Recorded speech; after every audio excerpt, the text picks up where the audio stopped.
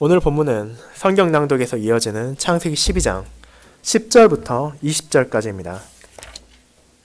창세기 12장 10에서 20절까지입니다. 하나님의 말씀 낭독하겠습니다. 그 땅에 기근이 들었으므로 아브라함이 애굽에 거류하려고 그리로 내려갔으니 이는 그 땅에 기근이 심하였음이라. 그가 애굽 가까이 이르렀을 때 그의 아내 사레에게 말하되 내가 알기에 그대는 아리따운 여인이라. 애굽 사람이 그대를 볼 때 이르기를 이는 그의 아내라 하여 나는 죽이고 그대는 살리리니 원하건대 그대는 나의 누이라 하라. 그러면 내가 그대로 말미암아 안전하고 내 목숨이 그대로 말미암아 보존되리라 하니라. 아브라함이 애굽에 이르렀을 때 애굽 사람들이 그 여인이 심히 아리따움을 보았고 바로의 고관들도 그를 보고 바로 앞에서 칭찬하므로 그 여인을 바로의 궁으로 이끌어들인지라. 이에 바로가 그로 말미암아 아브라함을 후대함으로 아브라함이 양과 소와 노비와 암수 나귀와 낙타를 얻었더라. 여호와께서 아브라함의 아내 사레의 일로 바로와 그 집에 큰 재앙을 내리신지라. 바로가 아브라함을 불러서 이르되 내가 어찌하여 나에게 이렇게 행하였느냐? 내가 어찌하여 그를 내 아내라고 내게 말하지 아니하였느냐? 내가 어찌 그를 누이라 하여 내가 그를 데려다가 아내를 삼게 하였느냐? 내 아내가 여기 있으니 이제 데려가라 하고 바로가 사람들에게 그의 일을 명하매 그들이 그와 함께 그의 아내와 그의 모든 소유를 보내었더라. 아멘.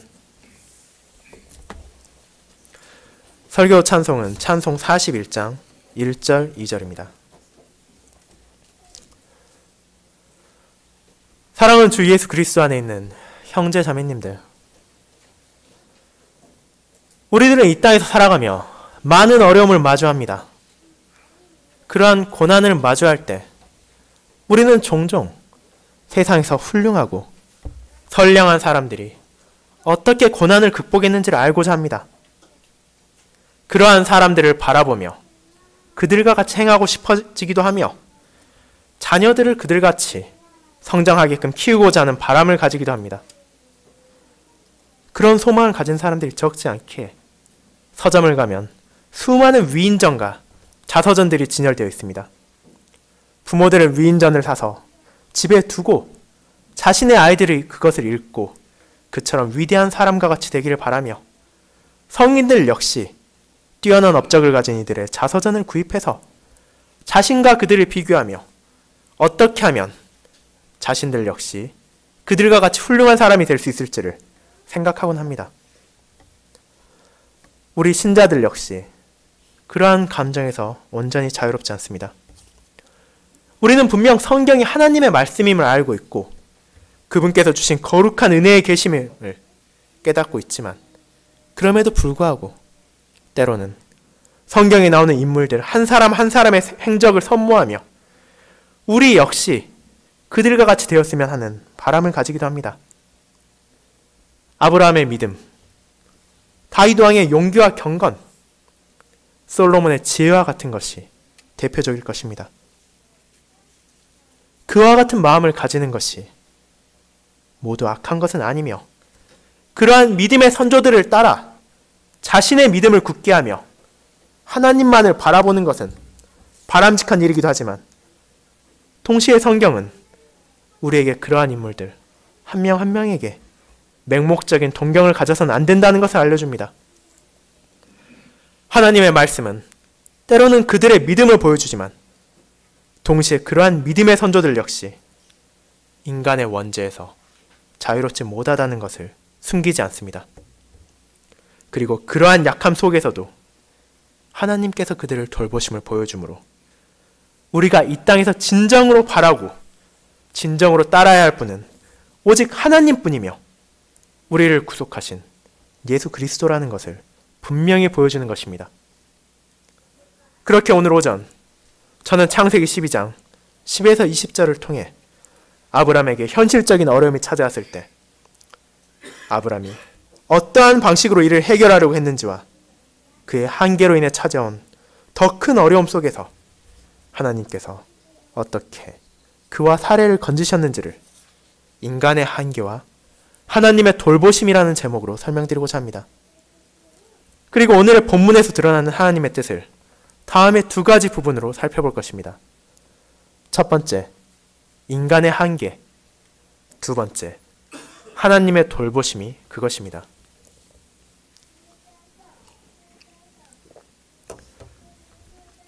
형제자매 여러분, 여러분은 3주 전 새해 첫 설교로 들었던 내용을 기억하고 계십니까? 오늘 읽은 성경의 구절이기도 한 창세기 12장 1에서 9절은 아브람을 부르신 여호와 하나님의 약속과 그에 대한 아브람의 순종으로 구성되어 있었습니다. 자비로우신 하나님께서 아브람을 갈대아인의 땅에서 부르셨을 뿐만 아니라 그에게 상상할 수 없는 놀라운 은혜를 약속하셨습니다. 그러한 하나님의 부름에 아브람은 순종함으로 길을 떠나 하나님의 약속의 땅 가나안에 도착했으며 그곳에서 하나님의 이름을 부르며 예배를 드렸습니다. 창세기 12장에 전반부를 보더라도 아브람에게 주신 하나님의 약속은 조금씩 구체화되고 있었으며 이러한 약속들이 어떤 방식으로 그의 후손들을 통해 드러나며 하나하나 이루어졌는지를 신약시대를 살고 있는 우리들은 보고 배웠습니다. 또한 아브람을 부르신 그 하나님께서 오늘날에도 저와 여러분을 부르시며 그분께서 주신 소명에 따라 합당한 삶을 살도록 격려하시며 인도하신다는 것을 깨달았습니다. 그리고 오늘 우리는 이어지는 본문을 보게 됩니다. 오늘의 본문은 아브람이 남방으로 옮겨갔다는 9절에서 바로 연결되는 10절부터의 내용입니다. 먼저 한번 생각해 보도록 합시다. 우리가 이 상황에서 아브람에게 일어날 것이라고 기대하는 것은 무엇입니까? 하나님께서 그를 부르셨고 아브람이 하나님의 뜻에 순종함으로 자신의 고향, 친지, 아버지의 땅까지 버리고 약속의 땅으로 도착했습니다. 이 상황에서 우리들이 아브람에게 일어나기를 기대하는 것은 무엇입니까? 그에게 기쁨과 행복이 있어야 하지 않겠습니까? 하나님을 부르며 예배드리며 즐겁고 평안한 삶이 아브람에게 찾아와야 하지 않겠습니까? 하나님께 순종했으니 이제 하나님께서 물질적인 축복도 넉넉하게 내려주시기를 바라는 것이 오늘날 많은 신자들의 바람이 아닙니까? 하지만 본문은 그러한 기대와는 정반대로 나아갑니다. 먼저 10절의 내용을 보시길 바랍니다. 10절은 그 땅에 기근이 들었으므로 라는 표현으로 시작됩니다. 하나님께서 약속하신 땅에 기근이 들었습니다. 우리는 성경을 통해 가나안 땅, 하나님께서 아브람에게 약속하시고 이스라엘 백성들이 머무르는 그 땅에 기근, 가뭄이 찾아오는 것을 드물지 않게 볼 수 있습니다.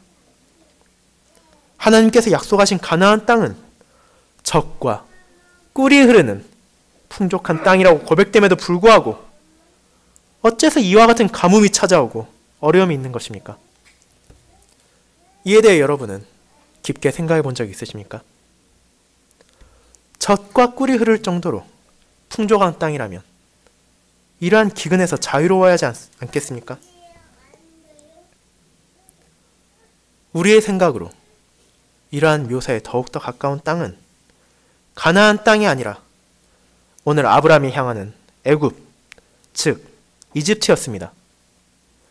정기적으로 범람하는 나일강으로 인해 풍족한 수원을 가진 이집트는 가나안 땅에 비해서 훨씬 안정적인 농업 기반을 갖추고 있었으며 가뭄에 대해서도 상대적으로 안전한 땅이었습니다. 그렇다면 하나님께서 아브람과 그의 후손들에게 거짓을 말하신 것입니까? 그렇지 않습니다. 가나안 땅은 비가 적절하게 내리기만 한다면 풍성한 결실을 맺을 수 있는 훌륭한 지역이었습니다. 즉, 가나안 땅은 하나님의 손길 안에서만 적과 꿀이 흐를 수 있는 땅이었습니다. 그 땅에 살고 있는 백성들은 자연히 오직 하나님의 돌보심 안에서만 자신들이 자라고 살아갈 수 있으며 그분의 도움이 없이는 어떠한 노력도 헛되다는 것을 경험하게 되는 것입니다. 그렇게 하나님께서는 때로는 그 백성을 시험하시기 위하여, 때로는 그들을 벌하기 위하여, 그들을 회개하게 하기 위하여 비를 내리기도 하시고 비를 그치게도 하심으로 어려움을 찾아오기도 하십니다. 그와 같은 시험이 아브라함에게도 찾아왔습니다. 여호와의 명령에 순종하여 자신의 고향을 뒤로하고 먼 길을 떠나 약속의 땅에 도착한 아브라함은 기근을 마주하게 되었습니다. 그러한 가뭄 속에서 아브라함의 결정은 애굽으로 피하는 것이었습니다. 이러한 아브라함의 결정, 애굽으로 피하는 것, 그 자체에 대해서는 성경에서 호의적이거나 적대적으로 기술하지 않습니다. 그저 담담히 그의 결정을 보여주고 그 결정이 어떠한 결과를 낳았는지만 보여줍니다. 다만 우리가 알아야 할 것은 아브라함이 하나님의 약속을 잊어버리거나 버린 것이 아니라는 것입니다. 본문은 아브라함이 애굽으로 영영 살기 위해 그곳으로 갔다고 하지 않습니다. 본문의 표현은 아브라함이 거류하려고 그리로 내려갔다고 표현합니다. 거류한다는 표현은 더 이상 자주 쓰이지 않습니다. 어린 자녀들은 어쩌면 이 표현이 어떤 것을 의미하는지 모를지도 모릅니다. 이 거류한다는 표현은 어떤 곳에 임시로 머물러 산다는 뜻을 가진 동사입니다.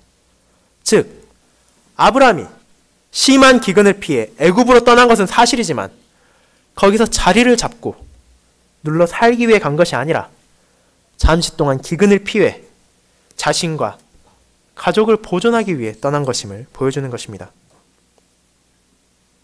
하지만 이는 기근에서는 자신과 가족을 건져낼 수 있을지 몰랐으나 다른 어려움을 불러오는 선택이었습니다.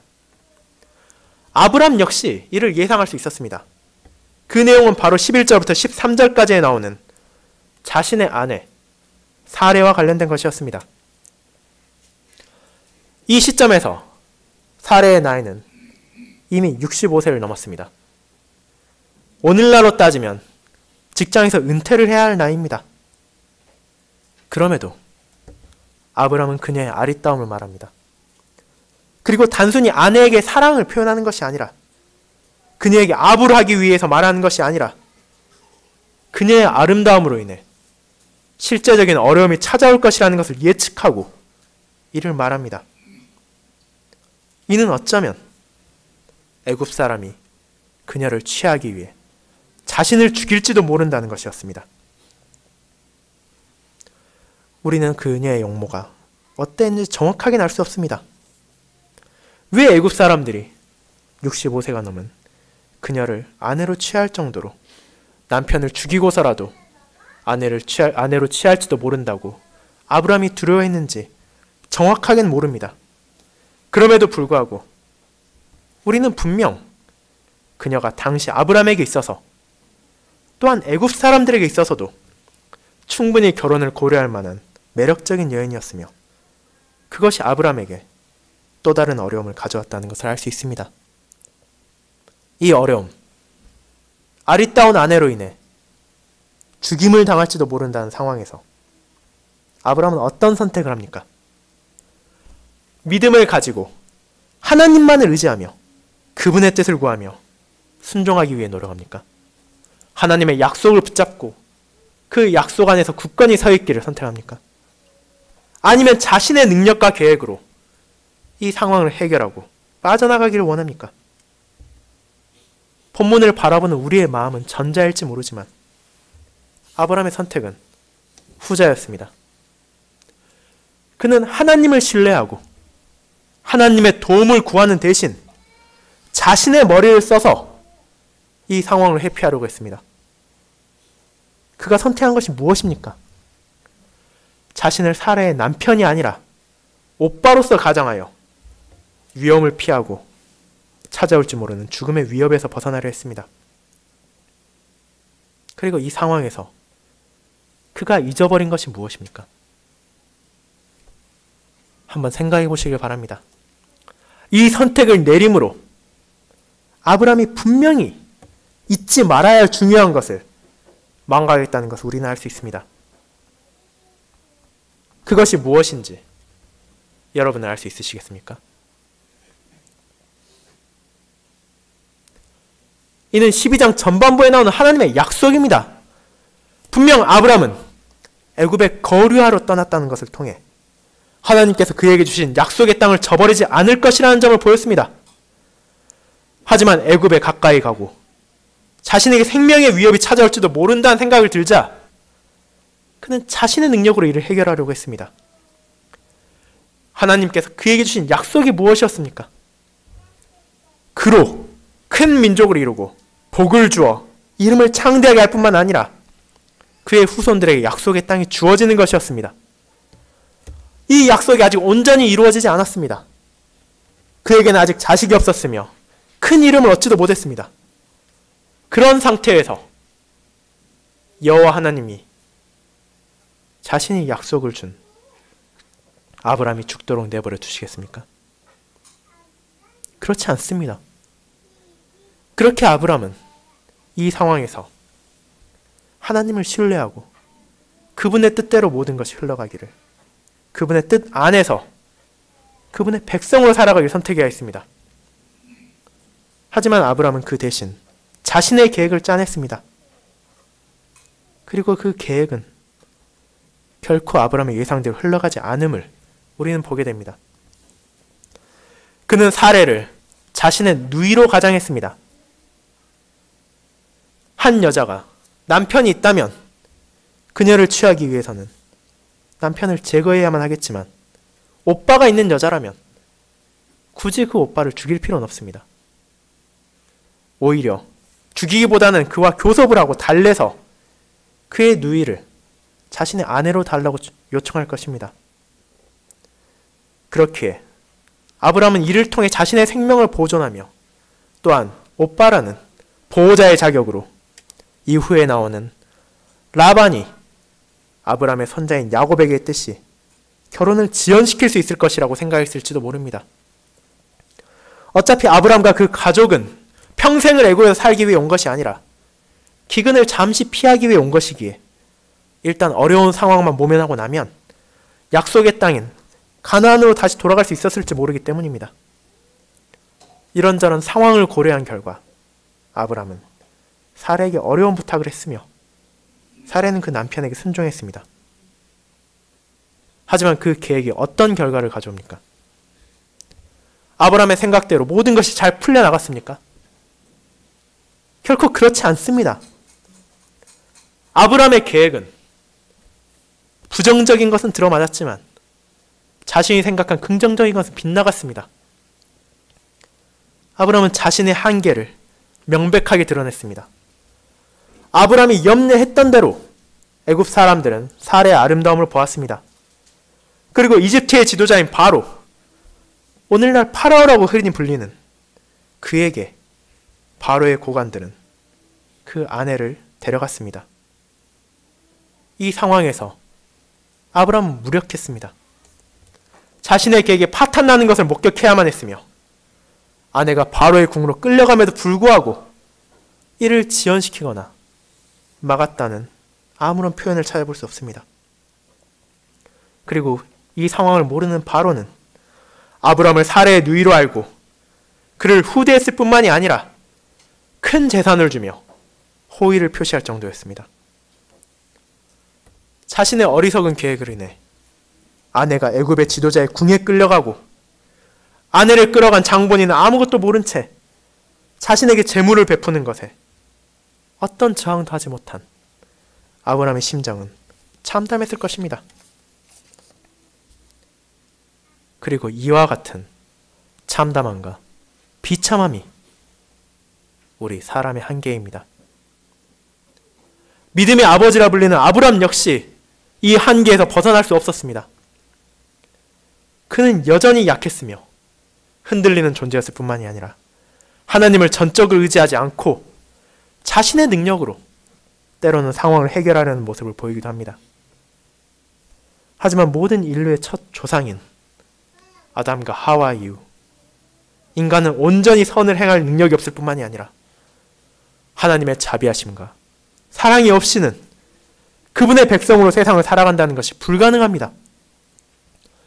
아브라함의 계획이 파탄이 나는 것을 통해 하나님께서는 여호와를 신뢰하지 않고 인간의 능력으로 어려움을 헤쳐나가는 것이 불가능하다는 것을 보여주셨지만 그럼에도 불구하고 이를 경험하고 이를 듣고 이를 배웠던 아브라함 그 자신과 그의 후손들은 계속해서 동일한 실수를 반복합니다.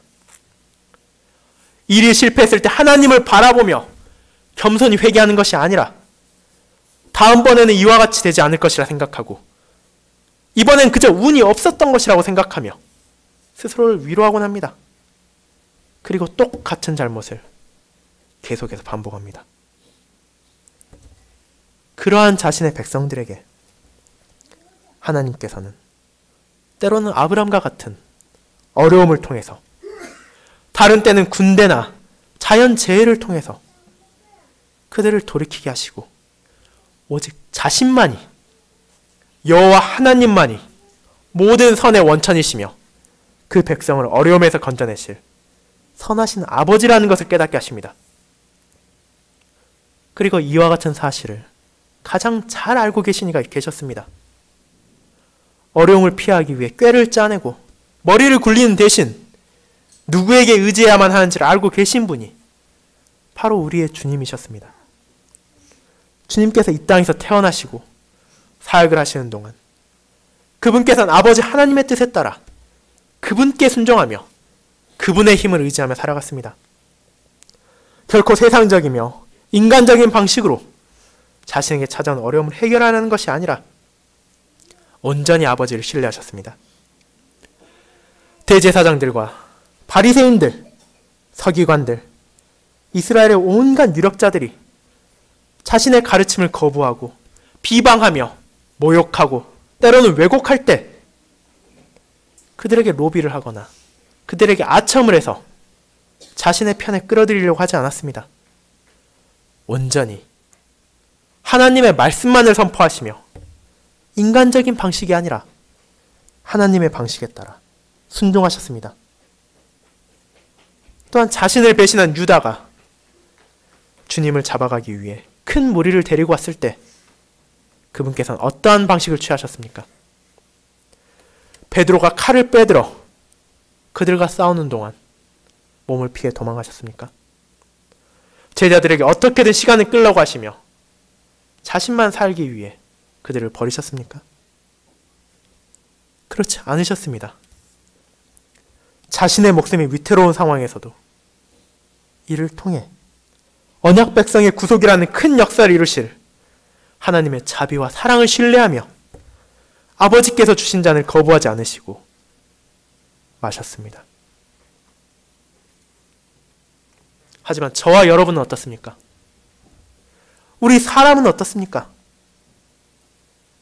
우리들은 그렇지 못할 때가 너무도 많다는 것을 알고 있습니다. 머리를 싸매고 계획을 짜고 세상의 어려움을 헤쳐나가고자 하지만 그러한 계획이 바탕나는 것은 아브라함의 경험만이 아닙니다. 우리 역시 이를 경험하며 때로는 절망에 빠지기도 합니다. 주님의 백성이며 하나님의 자녀로 이 땅에 살아간다는 것은 결코 모든 것이 우리의 생각과 우리 육신의 바람대로 순탄하게 흘러간다는 것을 의미하지 않기 때문입니다. 형제자매 여러분, 우리가 삶의 어려움을 맞이할 때 여러분은 하나님을 신뢰하고 있습니까? 입으로 이를 고백하는 것은 너무도 쉬운 일입니다. 교회를 다니며 하나님의 말씀을 듣고 그분을 찬양하며 그분께 기도를 드리며 살아가는 신자들이 입으로도 하나님을 신뢰하지 않는다면 어떤 의미를 가지겠습니까? 분명 우리는 하나님을 신뢰한다고 고백합니다. 하지만 동시에 그 신뢰가 흔들리며 가려지기도 한다는 것을 우리는 경험합니다. 하나님의 백성으로 살아가고자 하지만 상황이 바뀌면, 주변이 공격하면, 몸이 아프고 정신이 힘들면 우리는 하나님을 신뢰하는 것이 아니라 스스로의 힘으로 이를 벗어나고자 합니다. 하나님께 신실히 의지하며 그분 안에서 답을 찾는 대신에 어떻게든 세상적인 방식으로 일단 위기만 모면하고자 합니다. 이러한 모든 인간적인 사고와 해결책은 한계가 분명합니다. 일순간 위기를 모면해 준 것이 더 큰 어려움을 불러오는 경우가 허다합니다. 진실을 외면하고 한순간 어둠으로 피한 대가를 치러야 할 때에 찾아올 것입니다. 그렇게 신자는 어려움을 맞이하더라도 어떻게 대응해야 하는지를 기억해야 합니다. 이는 온전히 하나님을 신뢰하며 그분의 약속이 흔들리지 않는다는 것을 기억한다는 것입니다. 우리는 본문의 아브람보다 훨씬 더 풍성한 약속을 받았습니다. 아브람에게는 아직 알려지지 않았던 하나님의 뜻이 밝혀졌습니다. 아브람에게 주신 약속이 성취됨을 보았습니다. 그리고 아브람에게 하신 약속을 성취하신 하나님께서 우리에게도 약속을 주심을 알고 있습니다.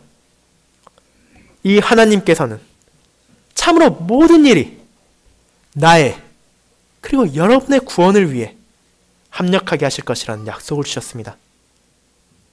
그렇게 우리는 이 약속을 신뢰해야 합니다. 성경을 통해 믿음을 칭찬받고 그의 후손들에게 있어서도 자랑스러운 선조가 된 아브람 역시 온전하지 못했습니다.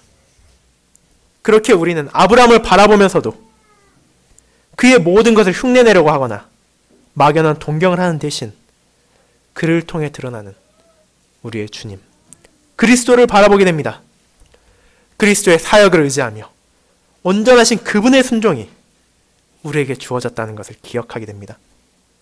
그리고 이를 통해 하나님께서 아브람에게 그리고 우리에게 주신 약속이 결코 흔들리지 않음을 더욱더 확신함으로 오직 우리의 주님 예수 그리스도 안에서 아버지 하나님을 신뢰하며 성령 하나님의 인도하심에 따라 살아가는 것이 어려움을 마주하는 우리 신자의 삶이 되어야 할 것입니다. 두 번째로 하나님의 돌보심에 대해 알아보겠습니다. 성도 여러분, 아브람이 하나님을 온전히 신뢰하지 못하고 자신의 약함과 인간적인 방식을 드러낼 때 하나님께서는 어떻게 응대하셨습니까? 창세기 12장의 내용은 16절에서 끝나는 것이 아니기에 우리는 이후의 내용을 살펴볼 필요가 있습니다. 아브람은 분명 하나님을 온전히 신뢰하지 못했으며 그분의 약속에 흔들리지 않음을 확신하지 못했습니다. 그렇게 자기 자신의 방식으로 그 어려움을 회피하려 했으면 이는 우리가 앞서 본 대로 한계가 명백한 계획이었으며 파탄남으로 결말을 맞이하게 됩니다. 하지만 하나님께서는 그러한 아브람을 버리지 않으셨습니다. 비록 아브람이 연약하고 불신실한 면을 보였다 하더라도 하나님께서는 신실하시고 자기 약속을 깨뜨리지 않는 하나님이시기 때문입니다. 하나님께서는 아브람이 자신의 계획대로 행동하는 것을 제지하지 않으셨습니다.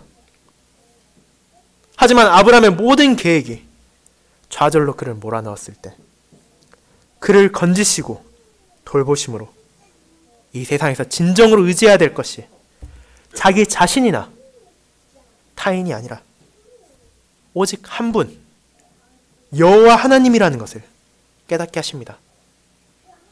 그러한 내용이 바로 17절부터 20절까지 이어집니다.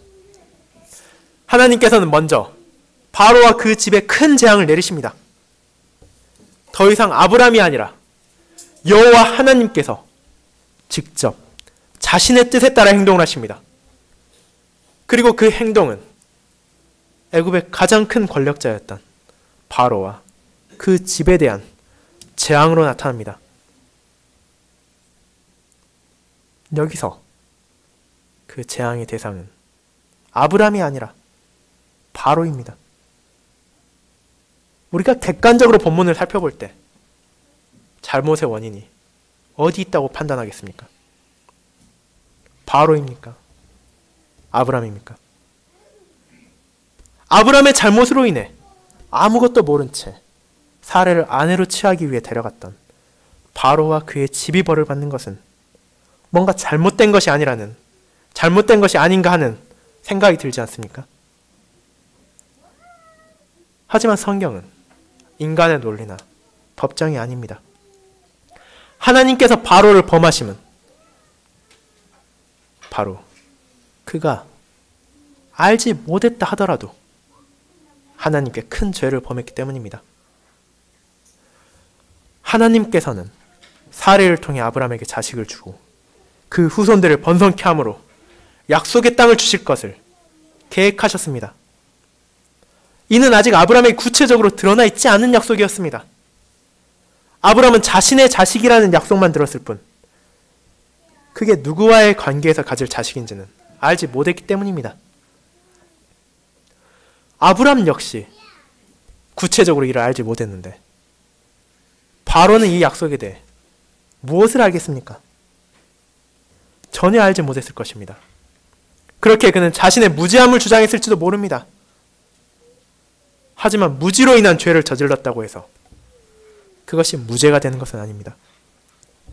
그가 저지른 죄는 바로 거룩하신 하나님의 경륜을 방해한 것입니다.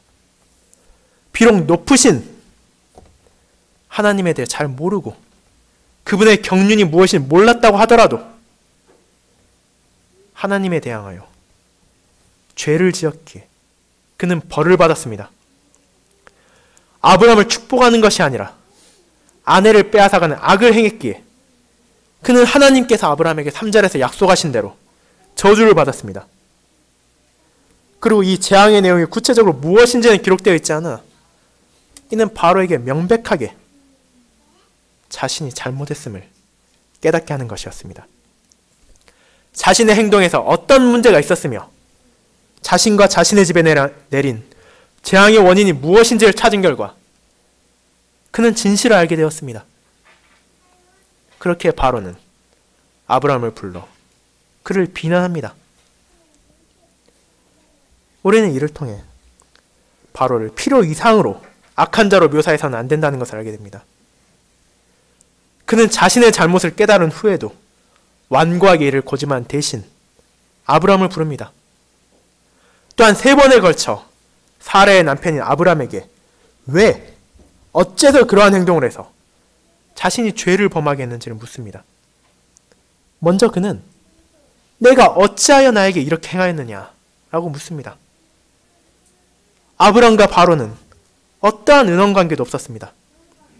아브람이 하나님을 신뢰하며 바르게 처신했다면 바로와 그 집은 재앙을 맞지 않았을 것이기에 이는 신랄한 비판이자 동시에 아브람의 바르지 못한 처신을 보여줍니다.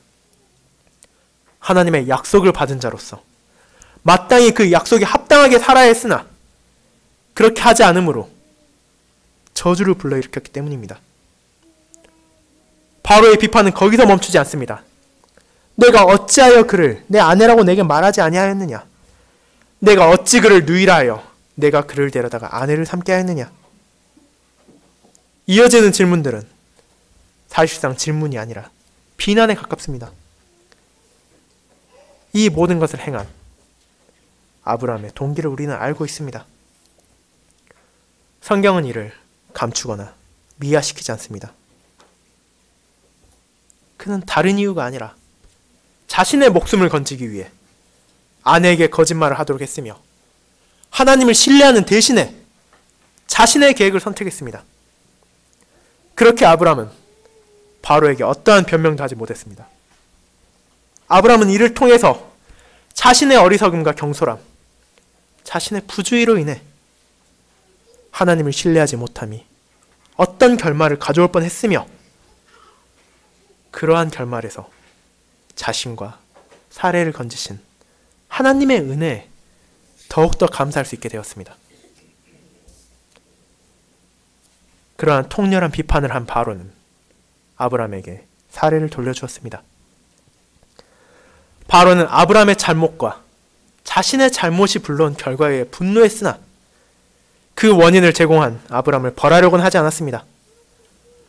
오히려 사례를 돌려주는 것에 그치지 않고 그에게 제공했던 모든 재산, 양과 소와 노비와 암순, 나귀와 낙타까지 아브라함에게 가져가게 함으로써 이어지는 13장 2절에 나오듯이 가축과 음과 근이 풍부히 가진 채 애굽을 떠날 수 있도록 합니다. 단순히 목숨을 부지하게 하는 것이 아니라 이와 같이 큰 은혜를 내리고 애굽에서 나갈 수 있겠습니다. 하지만 그 원인은 무엇입니까? 이는 아브라함의 계획이 완벽해서가 아니고 바로가 특별히 선량해서가 아닙니다. 오직 하나님의 자비하심과 돌보심으로 이것이 가능했습니다. 아브라함의 계획은 한계가 분명했고 금세 틀어져서 파탄나는 것을 우리는 보았습니다. 바로가 특별히 악한 것은 아니지만 그렇다고 해서 특출나게 선량한 사람도 아니라는 것을 우리는 알 수 있습니다. 하지만 이 두 인물의 능력과 인품을 넘어서는 하나님의 중재하심을 통해 그들은 20절의 결과를 받아들일 수밖에 없게 되었습니다. 아브라함은 비록 자신이 어리석고 경솔했을 뿐만 아니라 불신실했으나 하나님의 자비하심과 신실하심으로 인해 아내를 돌려받고 많은 재산을 받아 기근을 피해 가나안 땅으로 돌아갈 수 있게 되었습니다. 바로는 분노했으나 아브라함을 하나님께서 돌보심을 자신과 그 집에 내린 재앙을 통해 경험했기에 아브라함을 벌하거나 그에게 준 것을 빼앗는 대신 호위를 붙여 애굽 바깥으로 그들을 보내었습니다. 그리고 이 모든 것을 통해 드러나는 것은 바로 인간의 한계와 그러한 인간의 한계와 지혜를 넘어서는 하나님의 전능하심입니다. 그리고 아브라함의 이러한 행적을 통해 하나님께서 놀라운 구속사를 보여주십니다. 12장 전반부가 그러했듯이 12장 후반부에 나온 아브라함의 행적 역시 자신의 후손인 이스라엘 백성들을 통해 반복되기 때문입니다. 가나안 땅에 살던 그 후손들은 기근을 피해 애굽으로 떠납니다.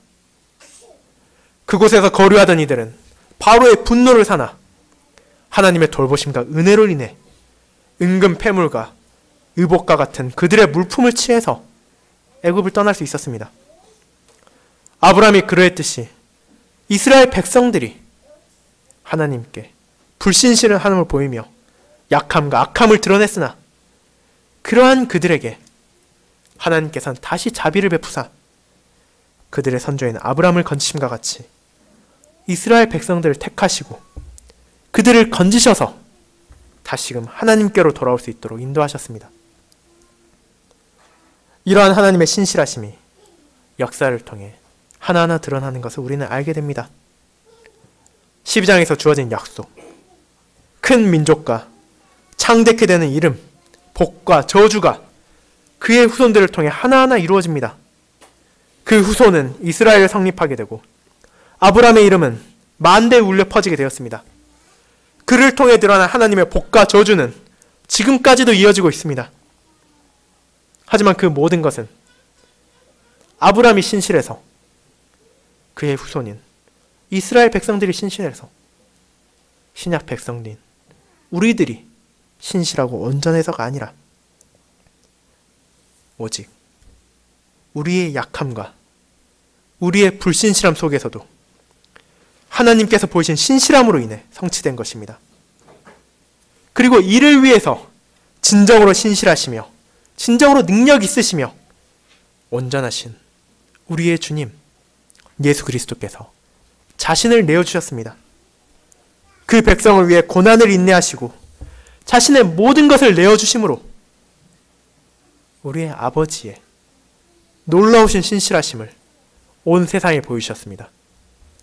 그분 안에서 아버지의 약속은 성취되었으며 이루어지고 있으며 그리고 완성될 것입니다. 성도 여러분, 이제 우리는 자신을 돌아보게 됩니다. 자신의 삶을 살펴보며 우리의 사고를 돌아봐야 됩니다.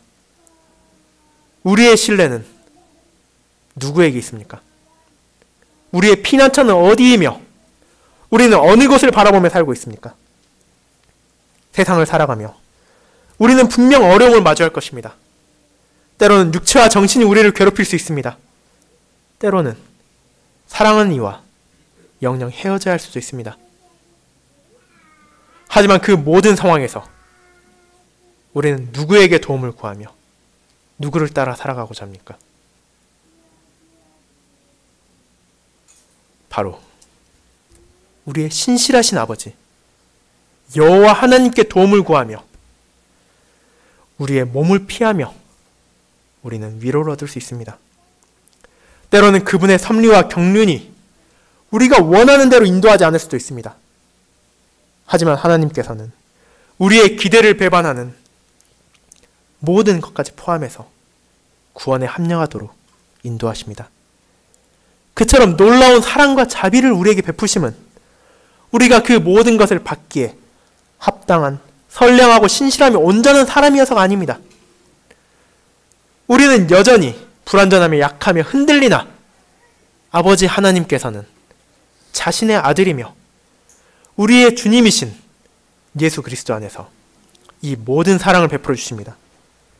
그리고 이러한 사랑은 우리에게 더욱더 주님께로 돌아올 것을 요구합니다.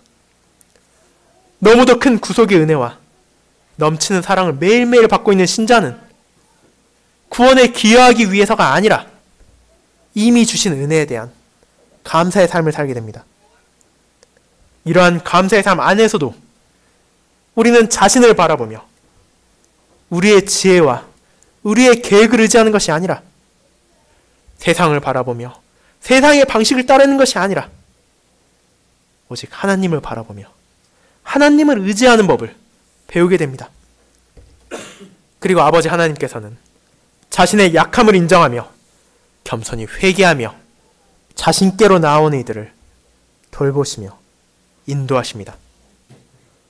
이번 한 주에도 분명 우리에게는 크고 작은 어려움이 찾아올 것입니다. 그러한 모든 어려움 속에서 흔들리지 않으며 하나님만을 의지하며 그분 안에서 살아갈 수 있기를 구하시길 바랍니다. 이를 구하는 자신의 모든 백성 안에서 역사하신 성령 하나님의 인도하심이 여러분들과 함께 하실 것입니다. 아멘.